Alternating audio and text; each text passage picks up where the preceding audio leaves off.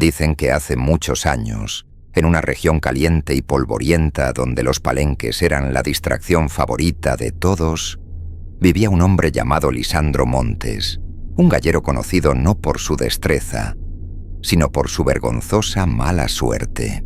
Cada fin de semana, los pobladores se reunían en aquel círculo de madera para gritar, apostar y ver cómo los mejores gallos de la zona se arrancaban las plumas en duelos feroces. Entre risas, humo de tabaco y el olor a aguardiente, siempre había un tema de burla recurrente. Lisandro. Desde joven soñó con convertirse en un gallero respetado, alguien capaz de criar un campeón. Pero jamás entendió el negocio y en lugar de invertir su dinero en un buen ejemplar, lo gastaba en gallos raquíticos, animales flacos, de patas débiles y mirada apagada. Todos lo sabían. Cualquiera que se enfrentara a Lisandro ya tenía la pelea ganada antes de empezar. Su nombre se convirtió en sinónimo de derrota. Los niños se reían cuando lo veían llegar.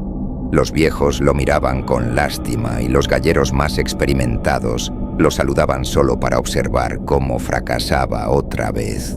Pero si había alguien que disfrutaba humillarlo más que nadie, ese era Silvio, el gallero más famoso, más rico y más presumido de toda la región. Un hombre que lo tenía todo: gallos invencibles, apuestas abundantes, mujeres a su alrededor y una reputación que él mismo alimentaba con arrogancia. Cada vez que Lisandro entraba al palenque, Silvio lo recibía con un comentario venenoso. Cada derrota era motivo para hacer chistes a su costa.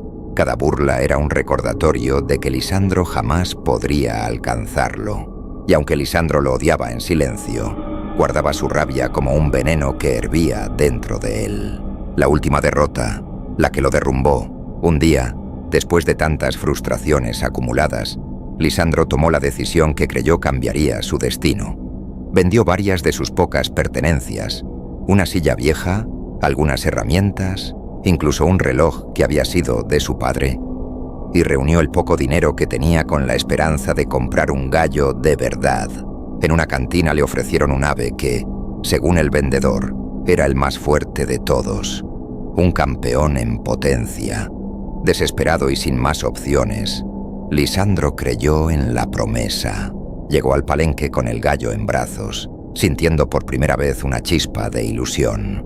Silvio lo vio llegar y se burló de él anticipadamente, como siempre. Lisandro, en un acto de valor que nunca antes había tenido, lo retó frente a todos, apostando lo poco que le quedaba. Pero su esperanza se apagó en segundos. El gallo fue derrotado tan rápido que Lisandro ni siquiera alcanzó a entender qué había pasado. El público explotó en risas. Silvio se acercó, lo palmó en el hombro con falsa compasión y le dijo: «Deberías apostar contra ti mismo, Lisandro. Es la única forma en la que ganarías algo». Las carcajadas retumbaron como un trueno en su cabeza. Noche de tormenta y de rencor. La gente se marchó. Las luces se apagaron y solo quedó Lisandro, solo bajo la lluvia que comenzaba a caer con furia. El palenque vacío resonaba con el eco de las burlas. Si pudiera ganarle solo una vez, murmuró con los puños cerrados. Solo una vez para verlo arruinado. Daría lo que fuera. Un rayo iluminó el cielo y el trueno pareció partir el mundo en dos. Fue entonces cuando escuchó una voz áspera pronunciando su nombre. «Oye, Lisandro». El gallero se giró alarmado. Entre las gradas oscuras, bajo el techo del palenque, se dibujó la silueta de un anciano. Un hombre delgado, arrugado, con un sombrero enorme que le ocultaba parte del rostro, pero con unos ojos que brillaban de manera inquietante. «Ven, muchacho», dijo el viejo. «No te quedes ahí mojándote como alma en pena». Lisandro dudó unos segundos, pero la rabia, la tristeza y el deseo de venganza lo arrastraron hacia él. «¿Qué te pasa, chamaco?», preguntó el anciano ofreciéndole una botella de aguardiente. «Tienes la mirada de alguien que ya perdió más que solo dinero». Lisandro bebió un trago largo y, sin poder contenerse, Comenzó a desahogarse. Le contó de sus derrotas, de su miseria, de la humillación constante. Y sobre todo, le habló de Silvio, del odio que le tenía y de cómo deseaba verlo destruido. El anciano lo escuchó sin interrumpir, sin mostrar sorpresa, como si ya lo supiera todo. Entonces, con una voz profunda, casi cavernosa, le hizo la pregunta que cambiaría su destino. ¿Harías lo que fuera por ganar? Lisandro respondió sin dudar, cegado por la furia. Lo que sea, patrón, lo que sea. El anciano guardó silencio unos segundos, como si estuviera saboreando la respuesta de Lisandro. Luego soltó una risa ronca, una carcajada tan seca que a Lisandro se le erizó la piel. Entonces escucha bien, chamaco, porque no todos están listos para lo que voy a mostrarte. El viejo se agachó lentamente y arrastró hacia él una pequeña jaula cubierta con un trapo negro. La movió con suavidad, como si dentro hubiera algo vivo, o algo que no debía ser despertado de golpe. «Esto no lo muestres bajo la lluvia», dijo. «Acércate». Lisandro obedeció. El viejo levantó el trapo con un gesto lento, casi reverencial. Debajo apareció un gallo completamente negro, tan oscuro que la luz del relámpago parecía absorberse en sus plumas. Tenía las patas gruesas, las alas fuertes y una cresta afilada como una cuchilla. Pero lo más inquietante eran sus ojos, 2 puntos rojos que brillaban con una intensidad imposible, como brasas vivas. Era un animal que no parecía de este mundo. Lisandro retrocedió un paso sin quererlo. «No tengas miedo», murmuró el anciano. «Es más leal que cualquier gallo que hayas tenido, siempre y cuando lo trates como se debe». El viejo lo miró directo a los ojos. «Este no es un gallo cualquiera. Lo que llevas frente a ti es otra cosa, un espíritu encarnado, una bestia hecha para ganar. Si lo cuidas bien, te dará victorias que jamás imaginaste. Silvio caerá ante ti, y todos los que se rieron dejarán de hacerlo». Lisandro sentía el corazón golpeándole el pecho. Era como si aquella criatura lo estuviera mirando, estudiándolo. «¿Y qué tengo que hacer?», preguntó con voz quebrada. El anciano levantó un dedo, advirtiendo: «Primero deberás alimentarlo con carne molida 2 veces al día. Nada de granos, nada de semillas, solo carne. Segunda cosa, no podrás regalar nada a nadie, ni dinero, ni favores, ni ayuda. Si das caridad, este gallo no querrá pelear. Y tercera», el anciano bajó la voz, «te lo entrego por 1 año. Pasados esos 12 meses, vendrás a devolverlo, sin excusas. Si intentas huir o esconderlo, yo mismo vendré a buscarte». La voz del viejo sonó como un eco que no pertenecía a ese palenque. Lisandro sintió que debía negarse. Todo dentro de él le decía que algo estaba mal. Pero la imagen de Silvio riéndose, las burlas, los años de miseria, todo eso pesaba más que el miedo. «Acepto», dijo sin pensarlo 2 veces. El anciano sonrió, pero no era una sonrisa amable. Era la expresión de alguien que acababa de cerrar un trato que ya sabía cómo terminaría. «Entonces, compadre, no se diga más», respondió. «Ve y búscale pleito a todos los que te hicieron menos». Le entregó la jaula con el gallo negro. El peso del animal era sorprendente, casi como si cargara algo más que músculos. Lisandro salió del palenque con pasos rápidos, sin mirar atrás. Estaba empapado por la lluvia, con la jaula cubierta en sus manos y una mezcla peligrosa de miedo y esperanza. No durmió esa noche, no podía. Solo pensaba en lo que pasaría al día siguiente. A la mañana siguiente el sol ardía como si nada hubiera pasado. Lisandro llegó al palenque con la jaula cubierta. Otros galleros lo vieron y estallaron en risas. «¡Miren quién regresó!», gritó uno. «¿Otra vez vienes a perder lo poco que te queda?», dijo otro. Y como siempre, Silvio apareció al centro, sonriendo con soberbia. «Lisandro», entonó burlón, «pensé que anoche te habías quedado sin alma y sin dinero. ¿Todavía tienes ganas de hacer el ridículo?». Lisandro dejó la jaula en el suelo. Por primera vez no bajó la mirada, no tembló. Solo dijo: «Saca tu mejor gallo, Silvio. Hoy acaba tu reinado». El palenque enmudeció. Silvio se rió con fuerza. «Lo que se acabó fue tu cordura, muchacho. Pero si quieres perder otra vez, no voy a detenerte. Sacó a su gallo campeón, el orgullo de toda la región. Lisandro levantó el trapo negro. Cuando el gallo negro apareció, todos se quedaron rígidos. La gente dejó de hablar. Incluso los gallos que estaban en otras jaulas comenzaron a agitarse inquietos, como si sintieran algo que los aterró de inmediato. Nunca habían visto un animal así. Lisandro lo soltó en medio del ruedo. El gallo negro levantó la cabeza, infló el pecho y clavó su mirada roja en su oponente. La pelea inició. Los primeros segundos fueron intensos, pero bastó un movimiento para que el gallo negro destrozara al campeón de Silvio. El público soltó un grito ahogado. Lisandro ganó. Silvio, furioso, exigió una revancha. Metió otro gallo, y luego otro, y otro. Todos cayeron. Todos murieron bajo las espuelas negras y afiladas de esa criatura.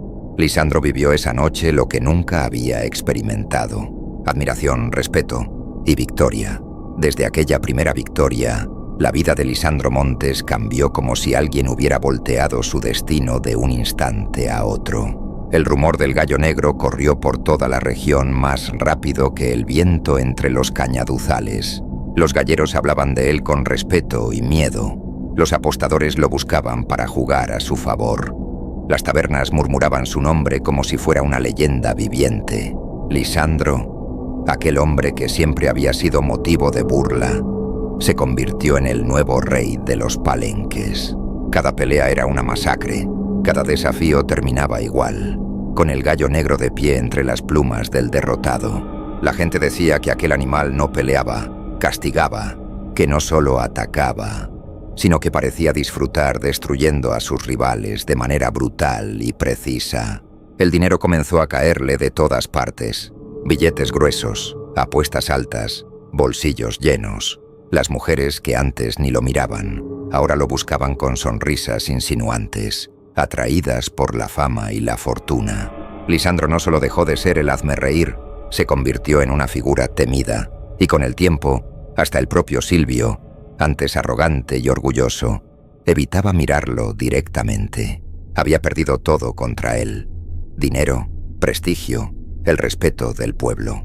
Lo que Lisandro había deseado durante años, finalmente se había cumplido. Pero con la gloria vino algo más. Una sombra que Lisandro no notó hasta que ya era demasiado tarde. El anciano se lo había advertido. No des caridad a nadie. Sonaba sencillo, casi insignificante comparado con las victorias que estaba obteniendo. Pero con el paso de los meses, esa condición empezó a envenenarle el alma.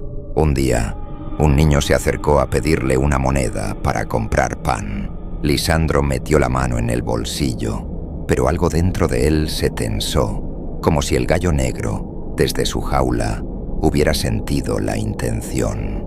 Tuvo que retirar la mano, incómodo, casi asustado. Le negó la ayuda al pequeño, que se fue confundido. Otro día, un amigo antiguo le pidió prestado un poco de dinero para curar a su madre enferma. Lisandro quiso ayudar, pero la voz del viejo retumbó en su mente como un mandato. No des nada, no regales, no ayudes. Y así, poco a poco, dejó de ser el hombre sencillo que antes había sido. El éxito lo volvió arrogante, desconfiado y frío. El gallo negro había cumplido su parte, pero Lisandro estaba dejando de cumplir la suya como ser humano. Pasaron los meses tan rápido que Lisandro apenas se dio cuenta. Entre apuestas, fiestas, mujeres y peleas, la vida se convirtió en una vorágine de excesos.